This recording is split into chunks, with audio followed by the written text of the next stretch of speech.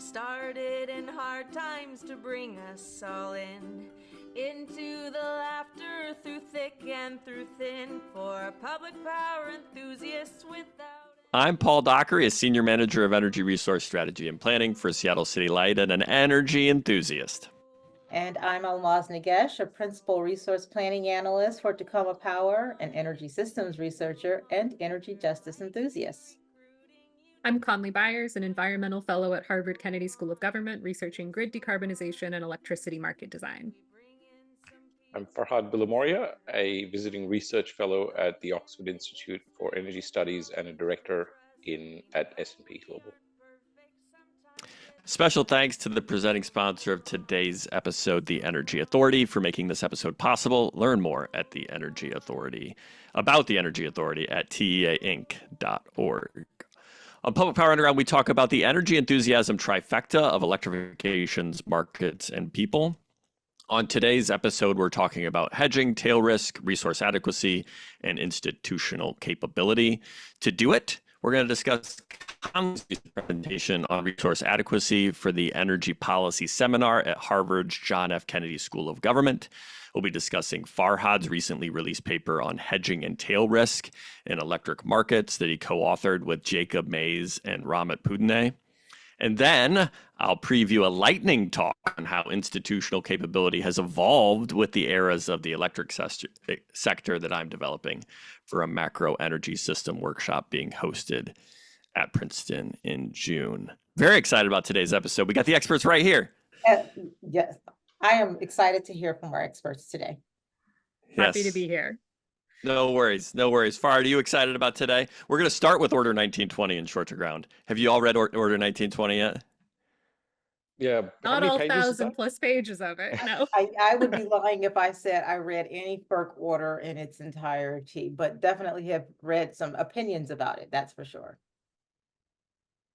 I think finding the right snippets is the spot, isn't it? Like finding where in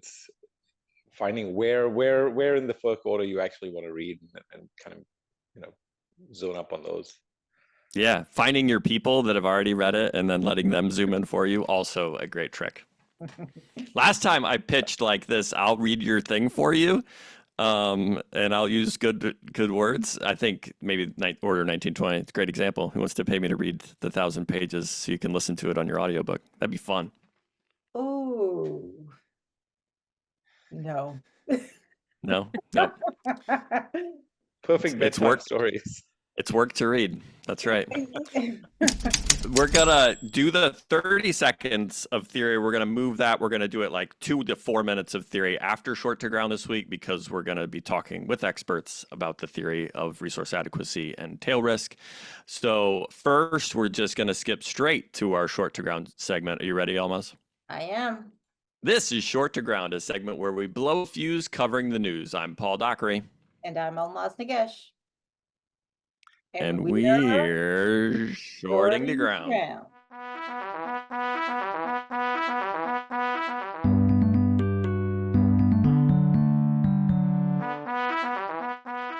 On May 13th, the Federal Energy Regulatory Commission approved a sweeping long-term transmission planning and cost allocation rule aimed at modernizing the grid to handle increasing electricity demand, the shifting generation mix, and extreme weather.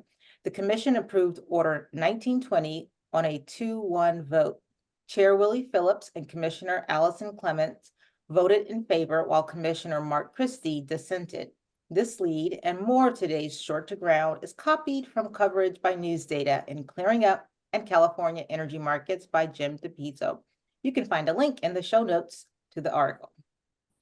In the special transmission reform meeting, Chair Willie Phillips said the U.S. faces, quote, an unprecedented surge in demand for affordable electricity while confronting extreme weather threats to the reliability of our grid and trying to stay one step ahead of the massive technological changes we are seeing in our society. A link to a recording of the meeting available on YouTube is in the show notes as well. Mm-hmm. Commissioner Allison Clements said the rule's 20-year planning horizon and a requirement for transmission providers to consider dynamic line ratings and other advanced technologies would result in, quote, more affordable options. She dismissed arguments that the rule would be vulnerable to litigation, calling it a, quote, straight down the middle of the fairway shot. Commissioner Mark Christie, however, said that the rule is a shell game, quote unquote, that will result in unfair cost shifting and weaken states' roles in transmission project approvals. Quote, the state's role has been essentially gutted, he said. Christie, who filed a 77-page dissent, argued that the rule would, quote, socialize payment of transmission costs in connection with states' renewable portfolio standards, corporations' power purchasing preferences, and generation interconnection requests, of which more than 90% are wind and solar. Jim Robb, President and CEO of the North American Electric Reliability Corporation, lauded the passage of the rule, saying FERC is supporting forward-looking transmission planning and addressing certain cost allocation issues. FERC's grid expansion rule targets major factors that have slowed development of much-needed transmission infrastructure, he said. In the written statement, Jim Robb is quoted saying, quote, with this order, FERC is helping to pave the way for a much-needed investment in our transmission infrastructure, which will be essential for industry to be able to improve reliability, build resilience to extreme events, and necessary generation resources to meet North America's electricity need in the future, end quote. He makes it hard to read some of those quotes, doesn't just spill off the tongue. Yeah.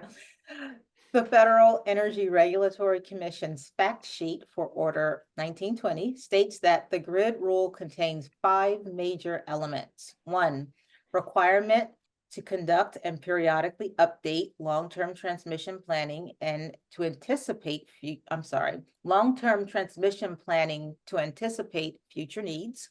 2, requirement to consider a broad set of benefits when planning new facilities. And 3, a requirement to identify opportunities to modify in-kind replacement of existing transmission facilities to increase their transfer capability, known as, quote, right sizing. And number 4, customers pay only for projects from which they benefit, which is a big one for a lot of folks. And number 5, expands states' pivotal role throughout the process of planning, selecting, and determining how to pay for transmission facilities. Jeff St. Paul covered the order for Canary Media in his article titled, quote, Landmark Transmission Reform Could Dramatically Speed U.S. Energy Transition.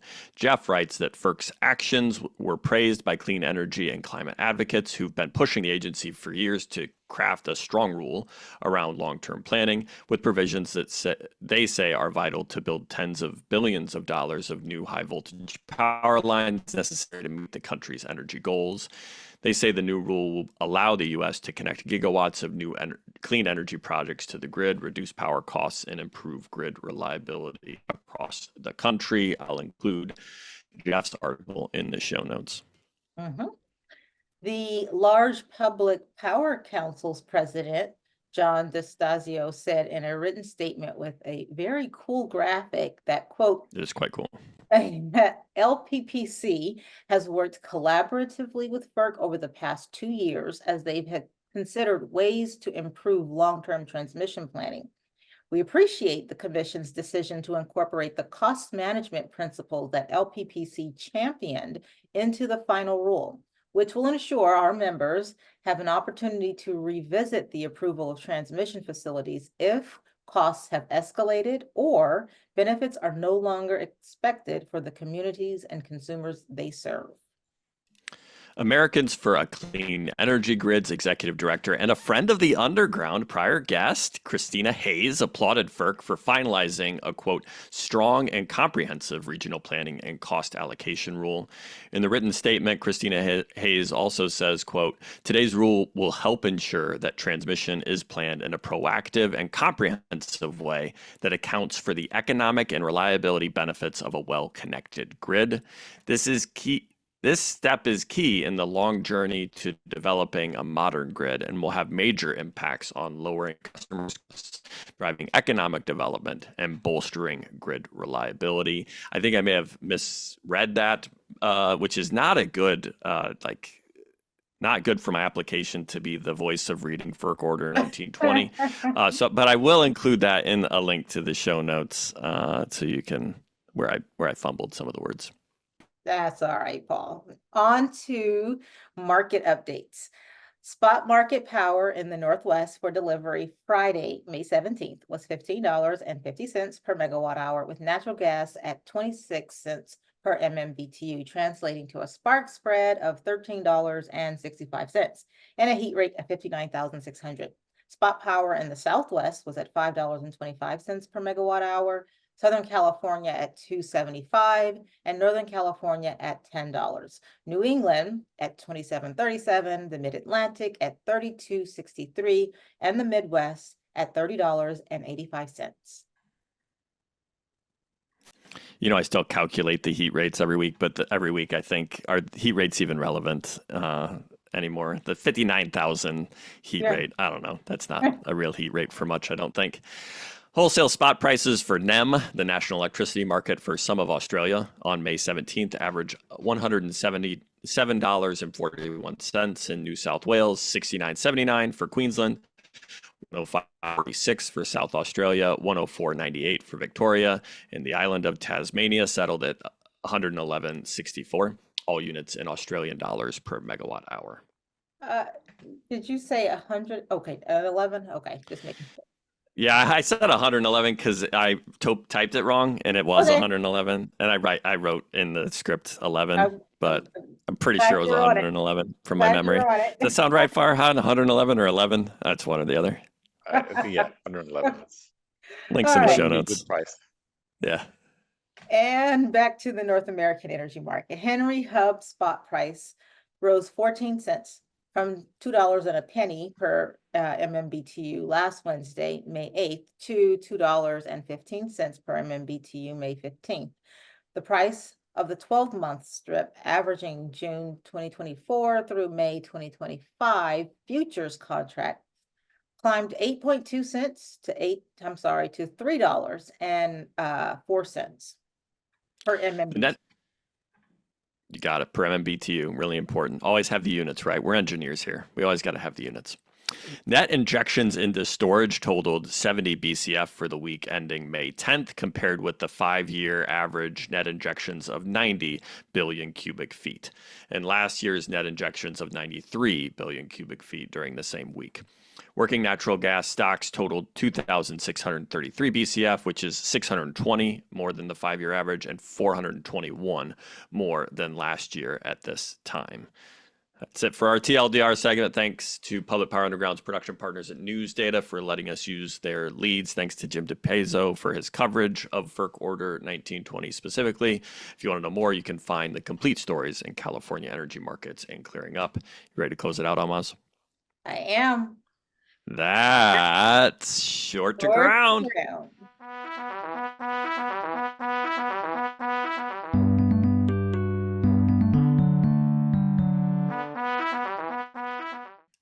Any reflections on FERC Order 1920, Farhad or Conleigh, to get us back into it? I think the general idea, obviously, of the order is solid. The need for strategic planning, the need for risk analysis over a long-term time frame is absolutely critical, especially given the transformation both in load and generation. The one sort of way I think about this rule, though, is you can lead the horses to water, but which ones of them drink? This creates a very good blueprint for a utility and we know the ISOs and the RTOs are probably already doing elements of this, and they will sort of lavish this opportunity to do it in a much more detailed and programmatic way. Which utilities then take that step forward? Because ultimately there does seem to still be a little bit of discretion around how you can, how comprehensively you take these strategic plans and how you actually implement them. I think these are critical. Of course, while you can't predict every risk, that's still a process that needs to happen in terms of risk management. And I think as you transition to the grid, so many changes are going to happen, and the grid is going to become more complex. So it's just, I think the next step is how do you then enable, or what factors do you create to incentivize the utilities to actually implement those plans? Yeah, I agree with Farhad that this isn't, a slam dunk. We've completely overhauled the way we do transmission planning. It is still a positive development, though. But it is perhaps more incremental than some would like for the pace of the kind of change that we're hoping to see.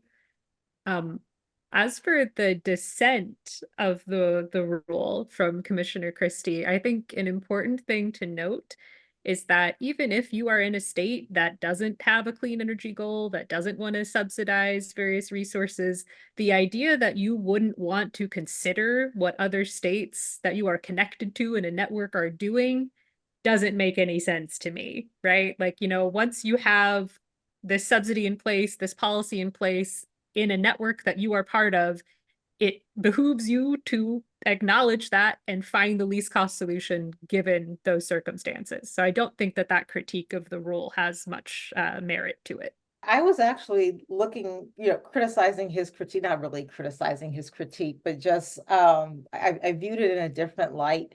Like everything he said sounded like, well, yeah, that's exactly what's going to happen, and that's what's supposed to happen. So I didn't view his criticism as criticism. I actually viewed it as, yeah, that's exactly what this order is intended to do. I would have bet. I know that the order says that you're not going to pay for transmission that doesn't benefit you. And you have to, and there are certain benefits that are going to be considered in there. But I honestly don't feel like that is necessarily a goal. When you're thinking about transmission, something that's at the federal level, this isn't something that's necessarily restricted to states.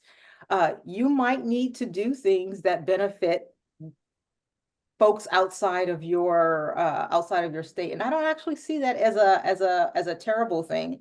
I think that there are externalities that we don't consider. Like the whole country is better off when we're all well served by our transmission system.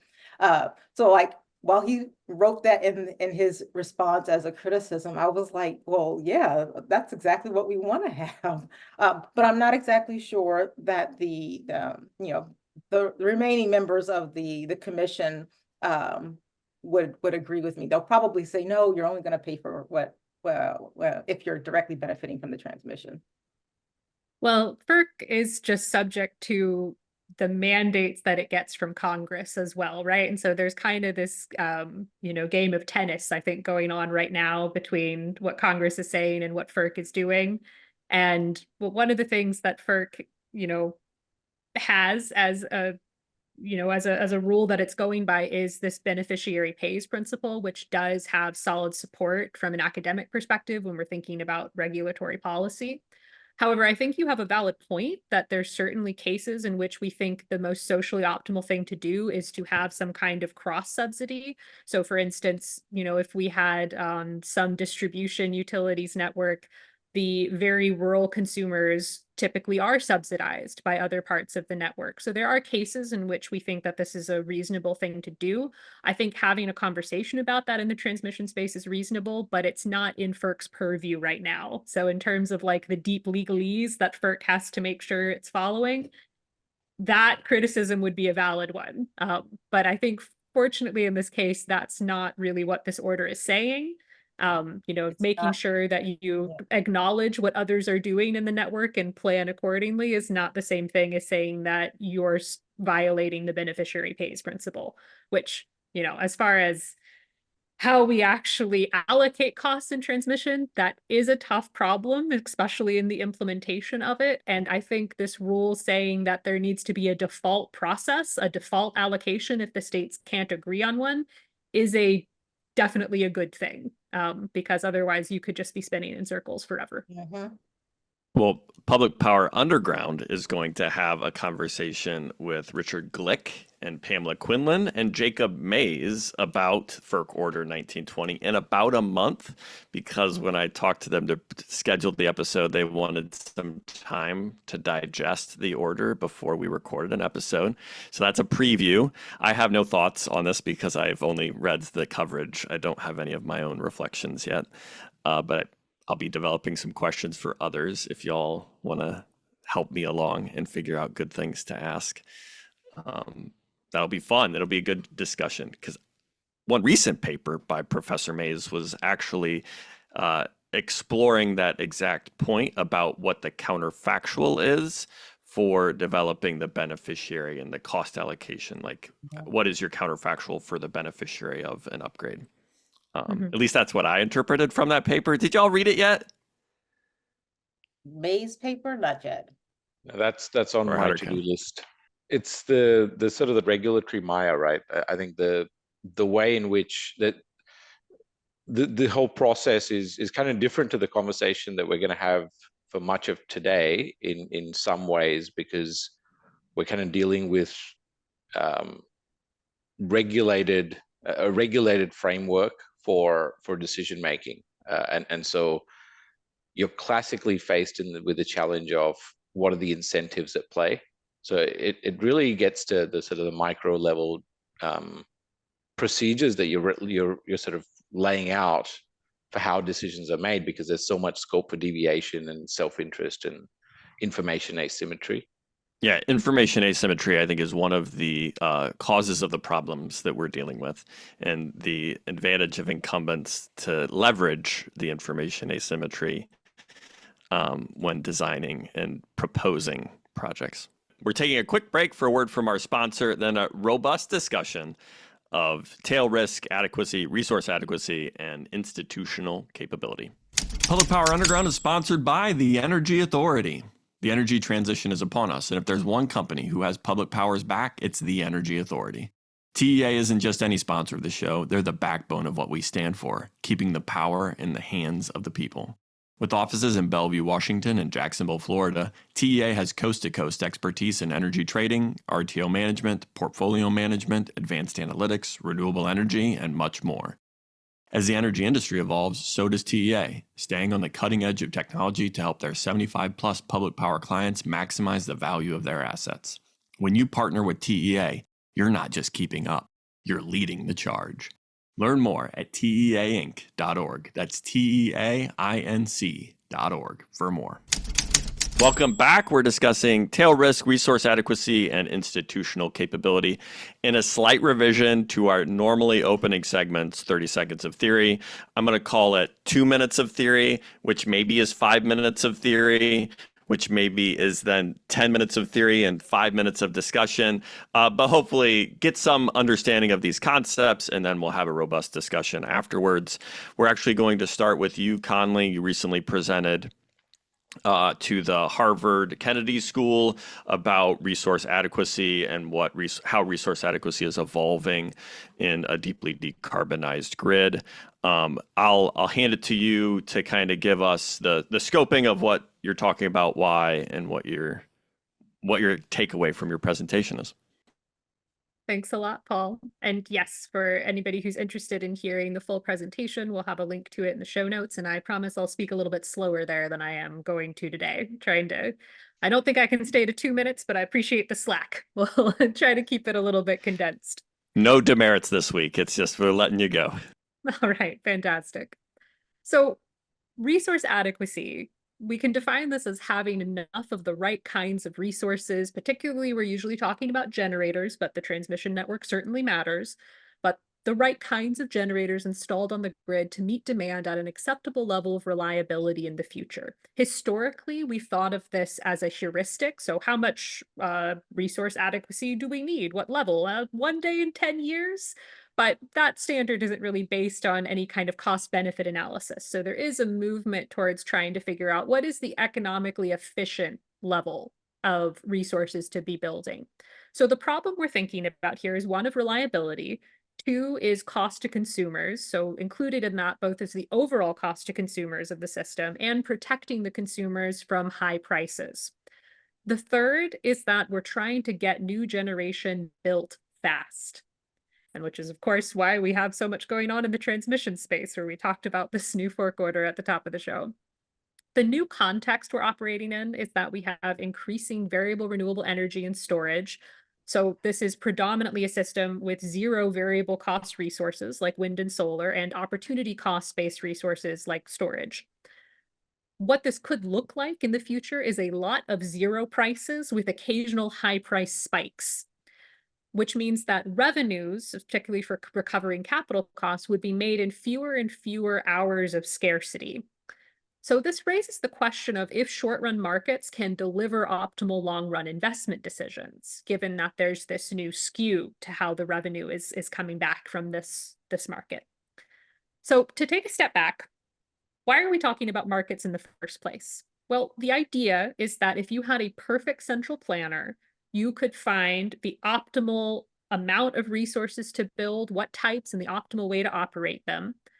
But you could also find that same socially optimal solution if you had a perfectly competitive market with locational marginal pricing. Now, in theory, there's nothing about this equivalence that stops working just because you have a lot of variable renewable energy and storage. So that part still makes sense, that an energy-only market could still theoretically provide cost recovery. However, the risk management question, I think, does change. And it's also important to acknowledge that even in current markets without substantial shares of VRE, there are problems with energy-only markets providing cost recovery because of market externalities and because of the existence of price caps. So we have price caps in a lot of these markets for political reasons, simply because, it's not desirable politically to have high energy prices, this thing that's an input to everything functionally in the economy. But there are also good reasons to have price caps, such as market power mitigation. However, what this leads to is something we can call the reliability externality. So part of this is due to network effects. So if at least part of what we call reliability is a common good or a common pool resource, there's going to be a lack of incentive to hedge your risk if you're just as likely as your neighbor to be cut off in a blackout. And secondly, because of regulatory intervention, there's often a lack of credibility that you would really be charged very high prices. So both due to the price caps, but also because, as we saw, in Europe during the 2022 energy crisis, the government could intervene and start to impose a price cap. We saw this in Australia as well, when a cumulative price cap was reached in the summer in 2022. So what are our options here? So one option would be to say, let's completely move away from markets. Let's go the full integrated resources planning route. But remember, though, that if we went this route, we wouldn't have a perfect central planner. We'd have the reality of that, which is usually a lot of regulated monopolies with limited service territories.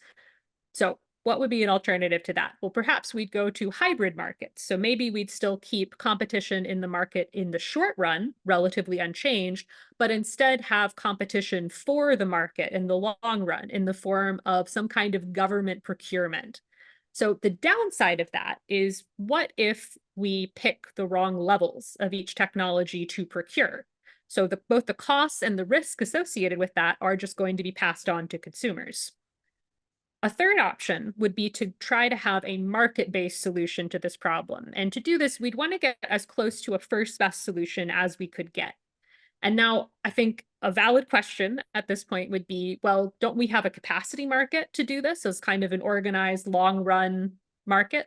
And I would argue that it's not a very good solution for this problem, because fundamentally what consumers want is energy at a certain time, not capacity. And the more we abstract away from energy at a certain time, the more distortion we add to the system. So capacity markets are typically implemented with low price caps, which means that you have to get the revenue needed to recover costs from a capacity market. But they're often distortionary because they take some of these time and location-based payments and spread it out across a larger zone and not fixed any particular time. So that flexibility signal isn't there in the same way. You also have the issue of, well, what is the firm capacity value of variable renewables and storage? It's not impossible to calculate something like this, but it's not always very convincing. Finally, I argue that a capacity market is not a great way to get new resources built on the grid fast, because if you need some resources to provide what's called deliverable capacity, It means that you have to do some kind of engineering power flow study in some zone where you're anticipating under future grid conditions, I think that this resource should be able to get power from this point in the network to this point in the network where the demand is. But there's a lot of uncertainty involved in that kind of analysis. So it's really abstracting away from what is the reality on the ground in the future. And this also can create a negative feedback loop because these studies take so long to complete that more and more bids are submitted for projects in the hopes that one of them gets approved. But anytime you approve one of them, or anytime, then you pull out the other bids that didn't get approved, you got to repeat all of those studies. So not a great solution. So what's an alternative? If we did away with the capacity markets, what would be a better way to manage risk in these markets? So my proposal is that you keep the locational marginal prices and you have high price caps. So you're not in any way interfering with that optimal operation and investment signal. You get the right incentives to have flexible resources, especially. However, at the same time, you make sure that vulnerable consumers are hedged by having a mandatory forward energy market for some set of consumers. So in the ideal, everyone would pick their own optimal level of forward energy to contract for. However, we're assuming here that this doesn't happen because of the reliability externality, because of this lack of credibility that you would really be charged those high prices. And a little spoiler for where Farhad will come in later with this excellent new paper, looking at how you might also have under contracting because it's actually just very expensive to offer these kinds of forward long-term contracts for fossil fuel generators. So if we made this a requirement, it's a little bit difficult because we have to then determine how much to hedge versus how much to leave exposed to marginal incentives. So one option would be to just have a default contract for consumers that they could opt out of, in which they're fully hedged ex post. So whatever load actually comes up, they're fully hedged for that at the same price. This is implemented in some places already, like in New Jersey, the basic generation service. However, the downside to that is there isn't an incentive to respond to marginal price signals. So in the last episode, we talked about, for some of these, new companies like WeaveGrid or EVs that, really there's probably a lot of demand flexibility in this share of small scale consumers. And the question is, how do we trade off these two things? So there's still some research to be done about, are there ways you could design those contracts to have the hedging effect on average, but still have some good marginal incentives? Now, I think a big downside of this approach, if you were going to go full bore and have, high volatility, full strength prices, is that solvency risk becomes a bigger issue. So, if you were in a contract where the prices were high and you were going to have to pay those prices, at some point it might just be better to go bankrupt. So you got to be careful that we're accounting for that risk as well if we thought about moving in that direction. And I will leave it there. Thank you, Conleigh. That was excellent discussion, excellent lead-in of theory, and also an excellent video that goes into your full presentation. I was actually wondering, there are a couple slides in there that I thought were great. I don't know if we can if you can share that slide deck and we can link it in the show notes as well. Can do that. There's at least a couple that I really thought did a great job of framing up the overall structure of markets. One of them, Ahlmahz, you and I, in I think prior episodes talking about markets, always had this question of what are the different choices that we're up against within market design? And Conleigh, one of your slides had the different, effectively it was a table. It wasn't a table, but it was a nice hierarchy of different classifications. It's a tree. There we go. The convex, non-convex, the copper plate model versus locational model of, I thought that was a great framing of what it is we're looking at in different instances of markets around the world. So did you see that too, Ahlmahz? Any reflections on old conversations in this presentation? No, that wasn't a lot of things stood out to me, but this one's unique to you. Oh, good. What stood out to you? The question about why we don't have forward markets. So I appreciated the understanding or comparing the centralized markets and centralized planning and markets and the pros and cons with each of them. You mentioned in there, reliability not being a common good. You don't want to hedge because you're just as likely to be cut off as is your neighbor who doesn't. But I'm not sure that I fully follow along the argument for why we don't see more forward markets now. I think that one that was what stuck with me, was following along with that argument. Sure. So the first point that you mentioned is definitely a component of it, that, if you could have a factory, say, where you could get your supply of widgets at one level of reliability and your neighbor could get their widgets at a different level of reliability, you wouldn't really have an externality problem. But if you both are kind of sharing that level of reliability, that's where that becomes tricky. So that's why, we call this a reliability externality. But the second part of this that I think is really important is the credibility that you would be charged high prices when it really came down to a time of scarcity. So say if you were going to enter into a forward energy contract, but you didn't think that if prices actually rose very high and you're going to settle the deviations in your contract on the spot market, but you think that there's no chance you would ever really be charged those high prices, and you're not really incentivized to enter into that kind of contract and pay the premium for that supplier to provide you with a fixed price. So that's where that other aspect of the reliability externality comes in, is due to the price gaps. One other thing that you mentioned, that this forward hedging contract would be for a certain subset of customers. That part was also unclear. Like who are you choosing? Sure. Only for residential customers? Are they being charged separately? Like how does that work actually in reality? Yeah, so the reason I say a subset of customers is because it wouldn't make a lot of sense economically to say you're, some large industrial consumer, and I think I know how to hedge your risk better than you do. That's just not information that I really have. So it probably makes more sense to let them enter into the kinds of hedging arrangements that are most appropriate for their business, for the kinds of flexibility they have. And if you allow somebody to contract themselves to the optimal level of a forward contract that they would like to have, that provides really good incentives, because it means that the deviations in that are being settled on the spot market. So they have an incentive to invest in flexibility. So say if when prices are high and they, under forecasted the amount of demand they were going to have and they don't have it hedged, well, they'd really like to invest in some flexibility so that they don't have to go on the spot market if that is the case. However, for consumers that are at a smaller scale, I think there is much more of an argument that we might want to have some level of their load be hedged.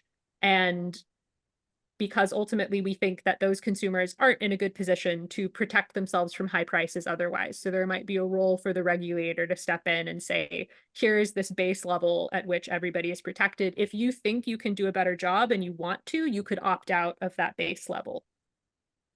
The last question, because I'm done. I'm taking too much time here. This sounds a lot like what we offer with some of our larger customers already. We can give them interruptible rates, for example. So they pay less per kilowatt hour than our residential customers, because if we need to, we will interrupt them. So they have a lower level of reliability we provide them with a lower level of reliability, and they can hedge however they want to, like when we cut them off. Is that what you're kind of suggesting here, that at the end of the day, the consumer will pay a little bit more because they're being hedged than for example, the large industrial customer that's able to do their own hedging and it's not included in part of their rate? Is that sort of that same concept as interruptible rates? I think they're similar. So I would say that interruptible rates, especially when we're talking about larger consumers, I think that's more of an approximation of what price responsive demand would be like. Really, if you were able to have a demand curve that you got from that consumer where they could really reflect what their actual underlying utility is for energy and what amount at what time, then you would be approximating so the interruptible service is maybe an approximation of that, right? Okay. So doing this forward hedging contract is a little bit different. So that's really saying, when we're thinking about investors making investment decisions, if they could have this fixed price contract, that often would be an attractive thing. It certainly is for renewables, right? Where the motive to enter into those contracts from the consumer side is less so a resource adequacy reliability perspective, or even hedging energy costs. It's much more for green electricity, right? Where the big data centers or big tech companies enter into these PPA agreements. So they have like a different motivation to do it, but for the producers, this is still a pretty good deal. And so this might actually be a good transition point for us, because a lot of the presentation that I gave was focused on some of the reasons why consumers are under incentivized to enter into these long-term contracts. But what Farhad is bringing to the table here is perhaps an overlooked aspect, which is why producers maybe aren't offering these contracts at the level that we are expecting they maybe would want to, because of some of the ways that the risk profile is of fossil fuel generators. So maybe we can pass off to Farhad here. I think before we jump into that, I just wanted to address one of the points that was in the discussion around this. And I think the big elephant in the room in this discussion is also the retail side of the market design, right? So a lot of markets, for example, in the US are competitive on the generation side. And the way in which retail is done in the US, at least, can vary all the way from totally heavily deregulated and competitive in ERCOT, for example, all the way to markets which are still pretty much with a single supplier or a regulated utility doing transmission, distribution, and retail. And I think that really matters, because in contestable or competitive retail markets, something like Australia, where whatever your view on competition for retail with the consumer is, one of the things that is clear when you run a competitive retail market is the focus on hedging for retailers is significant. So when you get a retail license, when you start offering to consumers, that's one of your key considerations, is how are you going to manage your risk? If you offer consumers a fixed price and tomorrow the prices spike up, there's some volatility event, some plant shuts down, prices spike, how are you going to face that mismatch? Some retailers, and this is kind of where it gets into the nuances of how retail operations are managed. Some retailers, large retailers, say, well, I've got my own integrated plant. I can buy my own, I have my own generation portfolio, so I can match my load and generation in real time. And so I'm only buying some sort of small gap in the market.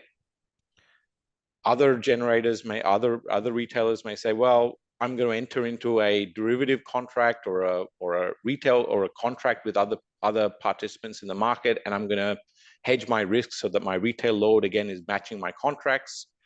Other retailers, which are more aggressive, may say, well, I'm going to take that risk. I'm going to offer really low prices, and if prices spike, well, so see you later. You can go and find another retailer, which is kind of what tends to happen in price spikes or volatility type events.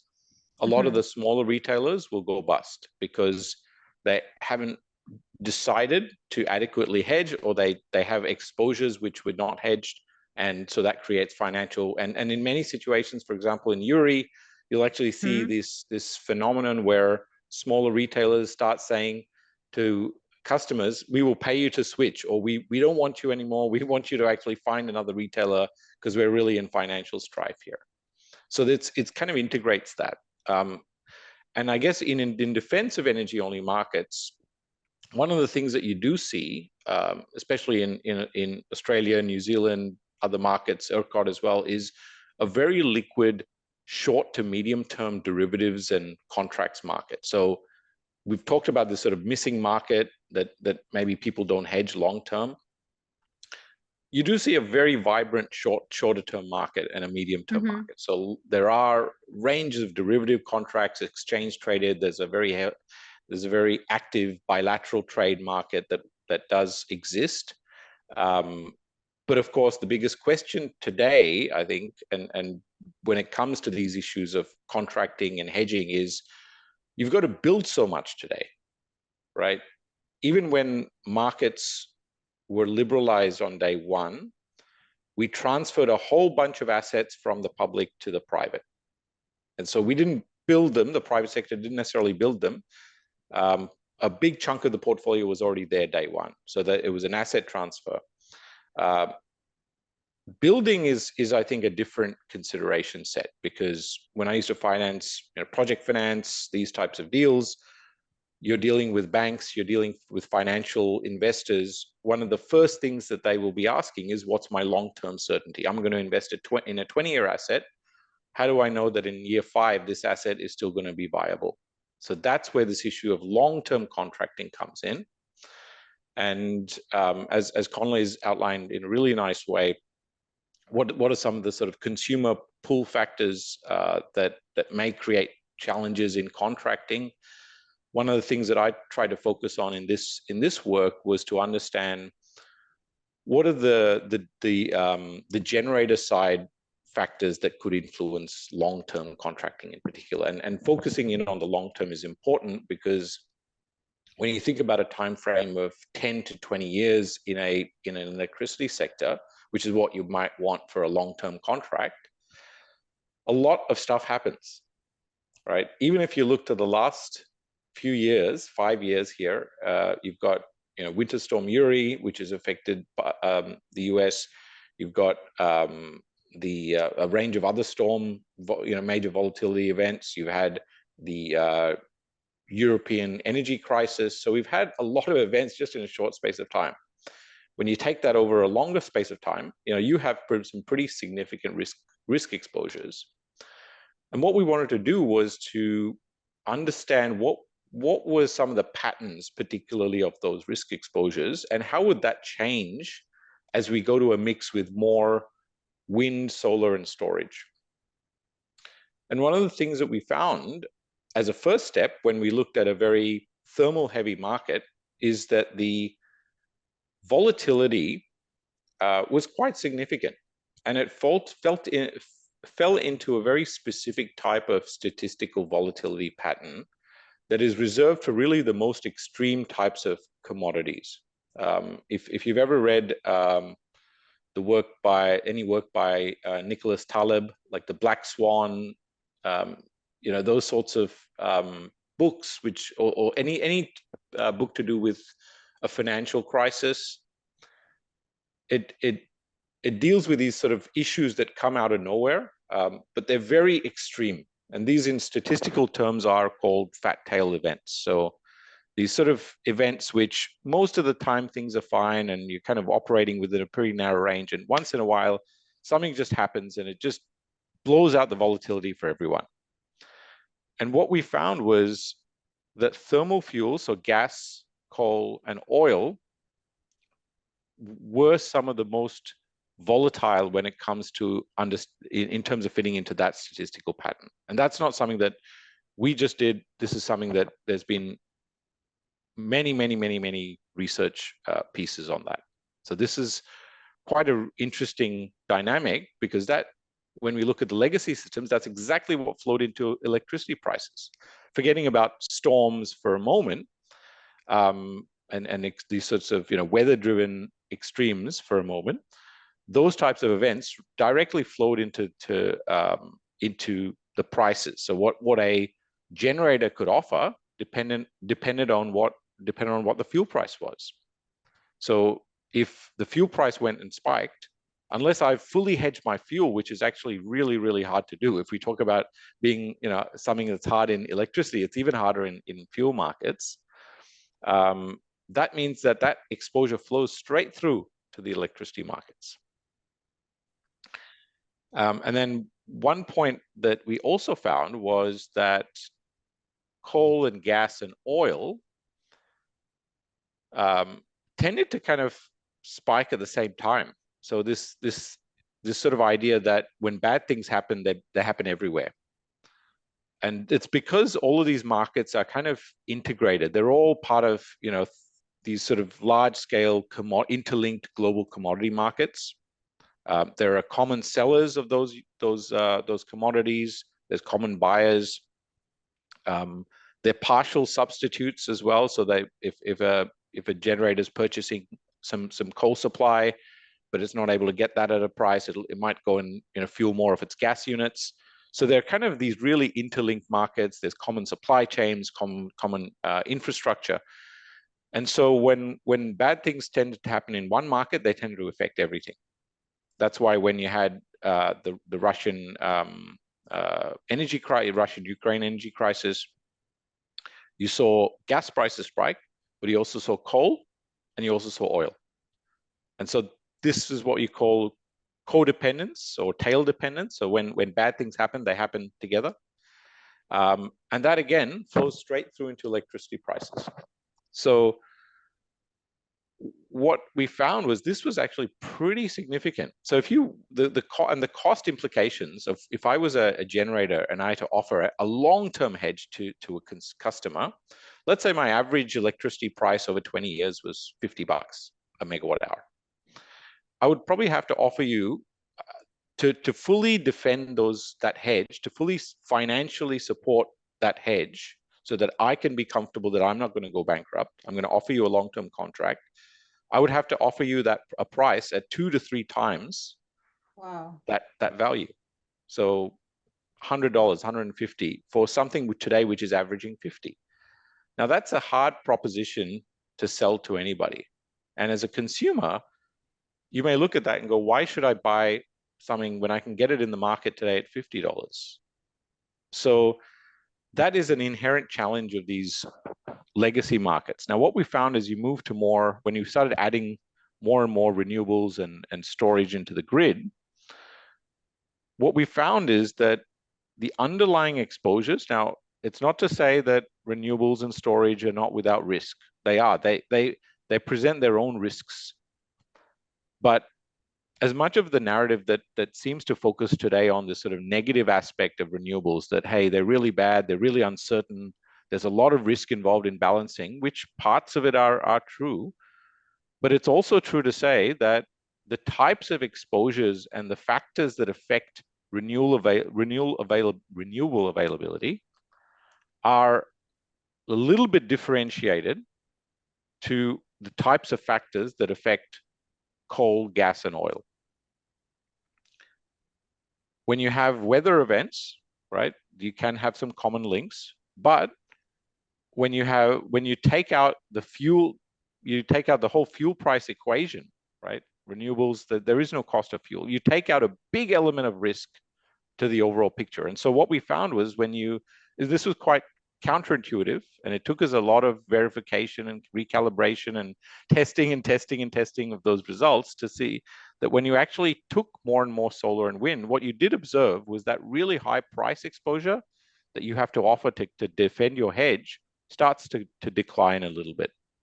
And so that was really interesting. Now, it was specific to an Australian case study, so it's not to say that this is going to apply all across the world, but it could apply quite rationally to markets where there's a very tight fuel supply imbalance, markets like Europe, other parts of Asia Pacific. Maybe less so in the US because it really has its own gas and coal supply that's quite deep and sort of self-supplied. But there's still interactions, right? There's more and more gas being sold in via liquefied natural gas into the international market. So that link is now starting to develop. But what it did show is when you add that different type of resource, you kind of diversify out those tail events because the common factors that can link between these are diversified. They're better. It's a better risk management. That's not to say you're not going to have common events or you're not going to have risks on that side. But if I was a risk manager, I would say, well, it's kind of like taking a little bit of everything. It's like, I'll get a little bit of vanilla, I'll get a little bit of hazelnut, I'll get a little bit of peppermint, and you kind of by mixing those flavors, the exposures that you get are quite different, and you can actually provide a better risk managed solution. So as a generator, I could say, hey, maybe I don't need to offer it to you at 2 to 3 times at $100 or $150.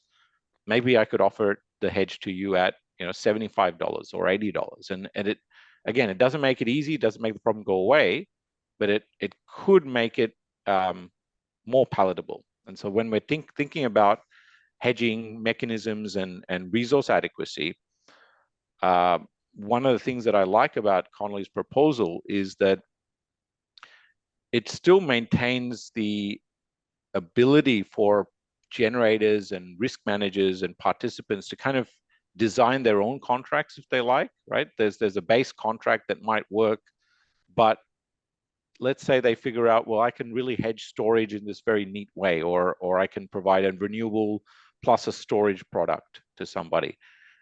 It allows, because it's a mandatory hedging requirement as opposed to like a capacity market or auction which says, here's your product. It allows participants that innovation to continue in sort of the contracts and the financial structures to allow many minds to attack the problem, as opposed to just the operator or just a central agency saying, we've done the analysis and we think this is what risks are. It allows participants to go in and analyze the risks, and you kind of get a decentralized approach, which in terms of innovation is a better thing rather than just one view on the problem. I think that was such an excellent summary of this issue, Farhad. I think an interesting place to start would be relating this back to capacity markets, in that you're talking about how there is this risk premium that would be really high if these fossil fuel generators were to offer a long-term forward contract currently.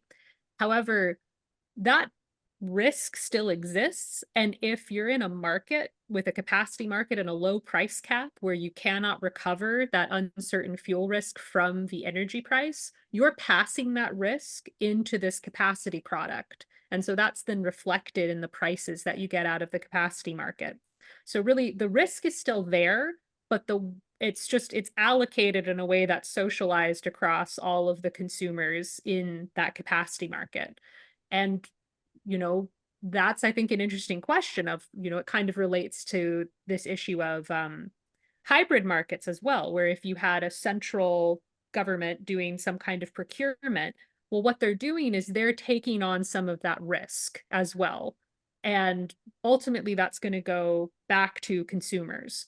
And so in no situation do you completely get rid of the risk, right? It's a matter of who's bearing it, and as well as how efficient is the signal that's coming through in order to figure out how to run the system well and how to make investments given the reality of what we expect to happen on the ground. And when we abstract that away to this capacity product in the future, that's a lot less clear a signal than it is when we're talking about a full strength energy price as the basis of all of these kinds of contracts. So for instance, we could think about a future energy system that is all zero carbon. Well, what that's going to mean is that you have a lot of variable resources that will need to figure out how to contract with firm low carbon resources or dispatchable resources. And you want to make sure that you're doing that in an efficient way. If you tried to figure out what is everybody's capacity value and calculate that out in a capacity market, I think that's a lot messier than allowing for natural portfolios of these resources to be created, where the core of it is this full strength energy price that really shows what the value of energy is at a given time and location, and then you build out around that. The big question as well is, can some of these markets, like when you look at PJM, when you look at New York ISO, it's such an embedded part of the market, and you sort of, when notwithstanding this idea of optimal and better resource adequacy mechanisms, one question I always have is, what's the regulatory inertia of these markets that have developed rules, that have developed, there's people's careers that have just been built on analyzing particular parts of the capacity market and how they're structured and what level of procurement and the ELC, the effective load carrying capacity. How do you change the narrative so that people are saying, well, yeah, let's try to essentially atrophy this existing market and build this new framework? Like whenever I've presented to folks that have that are working and practitioners in a market with a capacity market, or indeed many other, any design that may be different to what I'm used to or I'm presenting, there is a natural sort of resistance, because it's like, well, we do this every day, and this is the bread and butter of how the business operates. So that to me is an interesting question, how you actually make that transition, how you actually get off a particular design and move away to a different one. Look at this segue. Look at this segue. That's the setup for what I want to talk about. What the heck? This is perfect. Absolutely. Do you want to take the segue and we can talk about my topic, or do you want to? Do we want to dive into something else in there, Ahlmahz, before I pivot? I didn't intend it as one, but I think it is probably a good one to talk about what work you've been looking at, Paul. I'll just do a little bit of a tease. Yeah, so I'll give it a little bit of a tease, because I think exactly what you're talking about is discipline of enterprise architecture, of how do you understand as your strategy changes because your sector is changing. How do you translate that into the actual changes to your business process and your activities as a business? And that's Seattle City Light has a business capability model. I'm working with a wonderful consultant named Brett Kaufman. I actually wanted to ask, did any of you watch Silicon Valley, the TV show on HBO? No. None of you? No. So it's at least one of our listeners has watched Silicon Valley. Brett Kaufman is the character in the show that plays the billionaire that invests in Pied Piper, that makes Tres Camas tequila. I can't remember his name from the television show. Brett Kaufman is actually that person. I don't know if he's a billionaire or not, but he's working as a consultant at Seattle City Light. But he's the person who put the radio on the internet. He is that person. And I tell you what, he looks a lot like the actor that plays on Silicon Valley. So anyway, so I'm gonna do my little tease here. Sarah, if you can give me like some instrumental music, some dramatic instrumental music, so it's like a movie trailer. Going into this, I'm doing a lightning talk at the Macro Energy System Conference, and this is like the preview of that talk, if y'all are ready. We are. Institutions in the electric sector are evolving like the eras of Taylor Swift, but are their business models evolving with them? Business capability maps are a schema used by enterprise architects to understand how changes in business strategy rearrange the activities of an institution, along with the business process changes and the technology solutions needed to adapt. They serve as a Dewey Decimal System for the activities of the institution, with a place for everything and everything in its place. But is there a place for everything? And is everything in its place? Using business capability maps as a schema, I evaluate how the distinct activities of the electric sector, priority pooling, load and resource balancing, and grid infrastructure fostering, have moved, grown, diminished, and disappeared as the electric sector has evolved in response to prior policy changes, and where they may grow, shrink, disappear, or return under popular proposals for electric utility business model changes. Is your utility evolving intentionally, or are they on the slow drift to failure? Find out more when I'm done with the presentation. So those are the only two options, Paul: slow drift to failure or to evolve intentionally? I actually think that's the case. So to follow up on the beautiful like framing of resource adequacy and risks that that Farhad and Conleigh have done, Farhad, you made this point, and it's like so resonates with me that what we're up against now is the infrastructure investment needed, right? You have to actually invest in transformational infrastructure. And I do actually think that the way our sector is arranged and the way its activities are probably are you need to evolve or else you're just gonna fail. And I listened to Love It or Leave It, an awesome podcast, host John Lovett. He did this rant about the airline industry and its slow drift to failure over time as you like keep optimizing and gaining for efficiencies in your business like deliveries, and you end up effectively on the slow drift to failure because of your attempt to like efficiency everything. And I actually think for our sector, that's a lesson that we're up against. Frankly, I think we need to make sure we're intentional in how we modernize our business activities and how they are structured in response to the changes. And specifically on the topic of like hedging and risk, like the business capability maps like focus on technology changes, but instruments are for me the area where that's like a technology. It's a way you transact. It's a way you pool risk and make that efficiency. So that to me is like you have to innovate on your instruments within markets in order to make sure that you're evolving for the energy mix of the future. Can't wait to see this one is done, Paul. Well, I would love your scrutiny. My kids and I on a whiteboard over here, like we spent a weekend thinking about the business capabilities, the distinct sector capabilities. And we came up with pooling, which I'm very sure of a pool over here. And load and resource balancing. It's a beautiful scale with some outlets those on YouTube can see. And then infrastructure fostering. I think of those as like the three for the sector, like core like activities of the sector. Those are the things we do. And I will continue to take notes for both listeners and if you all have thoughts on whether those are the core activities. And I actually think of when you talk about hedging, I actually think we've evolved in the sector. One of the prior instances of evolution is going from planning for generation and loads as a portfolio, generation loads and transmission as a portfolio of resources, and the planning, intentional planning and management of a portfolio of resources, to thinking of it as the liquidity of like hedging risk.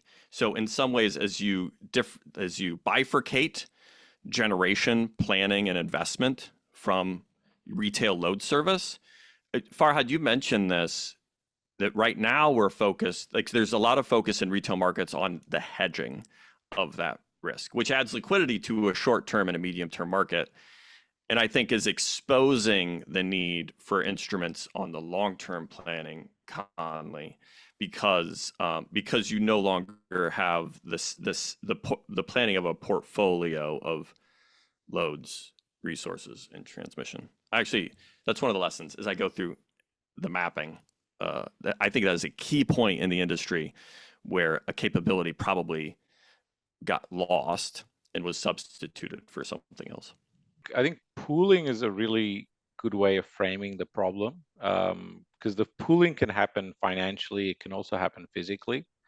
So what we observed again in a market when you took out, and it's the same with ERCOT, when you took out the need for or you made retail into a very competitive market, what you did then observe was you had these sort of retailers there with customers that could switch tomorrow, customers that you could get a big load of customers tomorrow.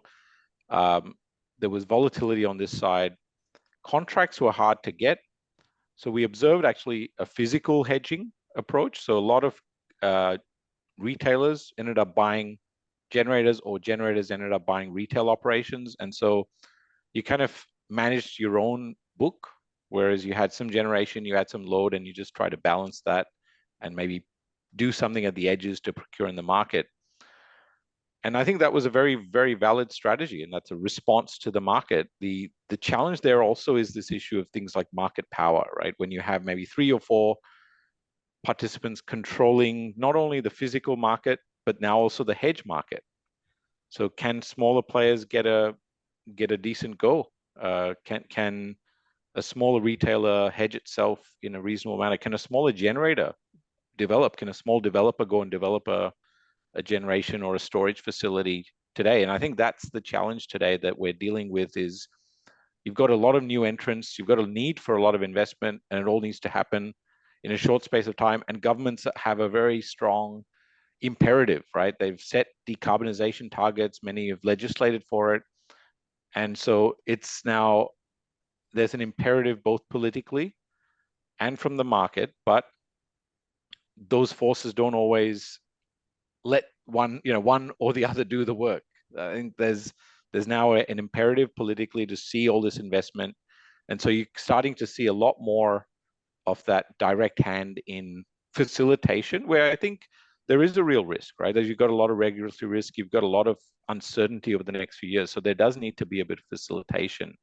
But the question is, how do you do it in a way that doesn't create rods for your own back in 2 years or 5 years down the track?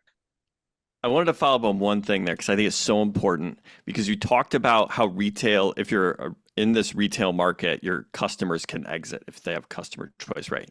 And when you have the dynamic of existing resources or existing generation that can buy retailers to help hedge that risk, I don't think that works on a long-term basis when you need to expand your portfolio, because as a retailer with a lot of exit and entrance, as you invest in long-term resources, you are like, your investment has the risk of exit of those customers, which is, I mean, quarantining a monopoly is at the heart of the problem with either option. And I think it's a big part of our sector's concerns that you have a lot of monopolies, and you have a common pool resource that you have to manage mixed incentives across the sector, which y'all are better at than I am talking about.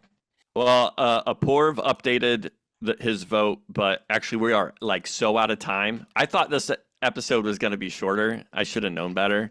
We're already out of time, so I'm actually going to skip that. We'll come get Apoorv's votes the next time. I did want to just tell each of you that this was exactly what I love about Public Power Underground and our episodes. Thank you so much for bringing your brilliance. Ahlmahz, do you feel seen, heard, valued, and appreciated? I do. Farhad, do you feel like we did your paper justice and discussed it adequately? Yep. And Conleigh, do you feel seen, heard, valued, and appreciated? Did we reflect your presentation well? Yes, thank you, Paul. Special thanks to our sponsor, the Energy Authority, for making this show possible. To our listeners, while you aren't seen or heard, you are valued and appreciated. Roll on, enthusiasts, roll on. We started in hard times to bring us all into the laughter through thick and through thin, for public power enthusiasts without... Public Power Underground is a production of News Data and Seattle City Light. You don't have to be subscribed to News Data's weekly newsletter to get this podcast, but it sure makes the podcast make a lot more sense. The views expressed here are own and not the official views of Seattle City Light, Tacoma Power, Harvard University, S&P Global, News Data, or the organization of the guests also appearing on Public Power Underground.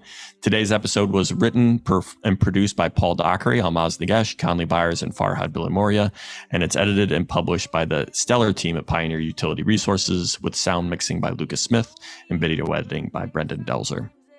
Our theme song, Roll On Enthusiast, was rewritten, performed, and recorded by Aaron Guillory and Ian Bledsoe. You can find Public Power Underground on YouTube, Apple Podcasts, Spotify, or your favorite podcast app. Please share with energy enthusiasts in your life and give us a rating and review on your app of choice if you enjoyed the content. It helps other energy enthusiasts like us find us. Public Power Underground for electric utility enthusiasts. Public Power Underground, it's worth to watch.